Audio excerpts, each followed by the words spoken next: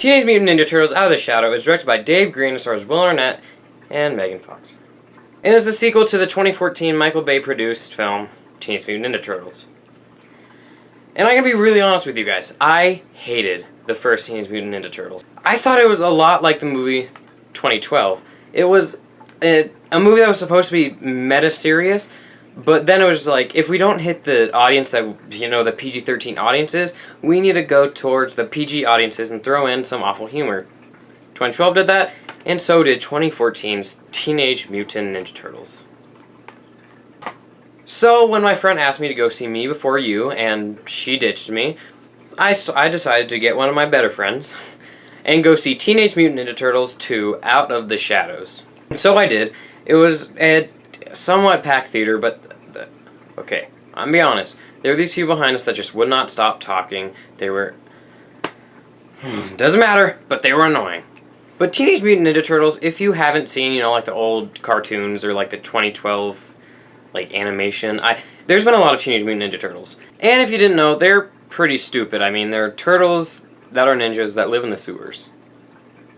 I mean, it's not going to be like an Inception Spotlight type of plot that's like crazy good, and it's not going to be like that.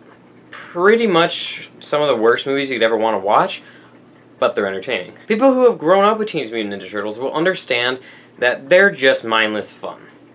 And even if this movie takes quite a bit of material from many other movies, it's still a really fun movie. One of those movies is guaranteed Mad Max Fury Road. Michael Bay, we all know him for like the tons of explosions. This dude just loves blowing stuff up. So, I bet when he saw Mad Max Fury Road, he had to sit in a corner and cry because he realized that's how you make a movie with explosions. So, he tried to bring in like the car aspect, and there were certain things that I totally did not see coming just because it's so weird. There are some cool vehicles just like Mad Max Fury Road, and the soundtrack. There were a few scores where I totally noticed just a bit of Mad Max in there. And the story is a lot stronger than the first one. I hated pretty much everything about the first one. I think I gave it like a 20% on my review website a very long time ago. But I hated it. It gave me a headache. I hated the turtles. The comedy was awful. And the comedy in this movie isn't as bad, but it's still pretty stupid. Like, there's a lot of potty humor. There's some actually good jokes that are meant for, like an older audience, which I love. I love that they actually kind of found their place, who is watching their movie, and who they want to attract. And I mean, at the beginning, Megan Fox had the worst disguise on, and it was just like this random disguise. I don't even know why she was wearing it. No one knows who she is. No one cares. She has boobs, and that's it. But she was wearing look like this. She literally looked like this, and then she just kind of took it all off and got all sexy with the skirt and took a picture and got this watch near this dude's tablet. I mean, it's just a stupid movie. You can't explain 90% of the things in it, and it's just, again, it's just mindless fun. Sort of like Hardcore Henry. You have no idea what's going on, but it's just fun. Will Arnett is actually in this movie, but it can't really surprise me since he's going to be in the Nut Job 2. That's happening. But for him to be back in the Teenage Mutant Ninja Turtles, sure. But I hated how they changed his character into just kind of like this slob who's like, oh yeah, I got the key to the city. I saved the world. He was funny in the first movie.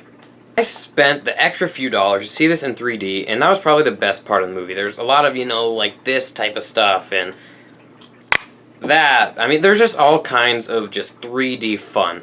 Even like the after credits, there's 3D things going at you in every way. It's just a headache. I think I only remember two of the turtles' names. I think it's like Raphael and then... what's the other one? Donatello? Yeah. But I only really remember a few of them, but it's mainly because there's usually so much going on. I think there's probably 3 good plots. There's the cars, then there's the machines, and then there's the rhino and the warthog. Which was probably my least favorite part of the movie, was the rhino and the warthog's jokes. Go watch any Adam Sandler movie. That is their jokes. Pretty much the worst Adam Sandler movie you could ever want to watch. That's what their characters are. I expected them to be just pure comedy, but they just weren't. And the direction by Dave Green is pretty decent, even if he really did just work with computers and like green screen animations. It's still pretty impressive to be able to do so much on set, but have even more done on the screen. I think it's Stephen Amell. He was in Arrow and I think a few other TV shows like The Flash. He's really in just TV shows, but he was probably my favorite part of the movie. He was this hockey player. He was pretty much Jason Voorhees versus the Turtles, but with the Turtles. So they pretty much added Jason Voorhees onto their team. He added so many practical effects. There were cars flipping, bombs. I mean, it's a Michael Bay movie. They had to be practical. They can't be CGI. The plot, like I said, is a lot stronger than the 2014 original. Horrible movie that one was, but this one isn't that great. This movie is not that great. I'm telling you, if you want like just a pure comedy, just great plot, like the spotless light of the eternal sunshine on the clouds mine, that one, that's a good comedy with a good plot. This movie's a decent comedy with a meh plot. But let's keep this one short, even though it's going to be a pretty long review. This is not the best movie of the year. Still, it's not the funniest. Deadpool is still the funniest. 10 Cloverfield Lane is still the best movie of the year.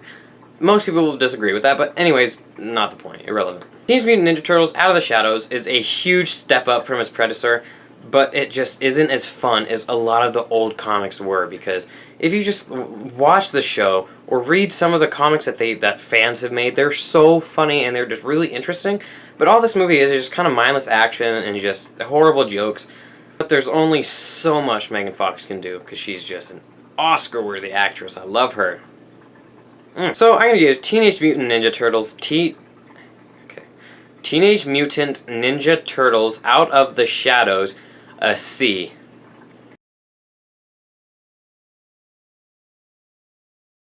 Thank you guys so much for watching. I haven't been able to watch too many movies because mainly last weekend I just really didn't want to see anything. Like X-Men I wasn't interested in.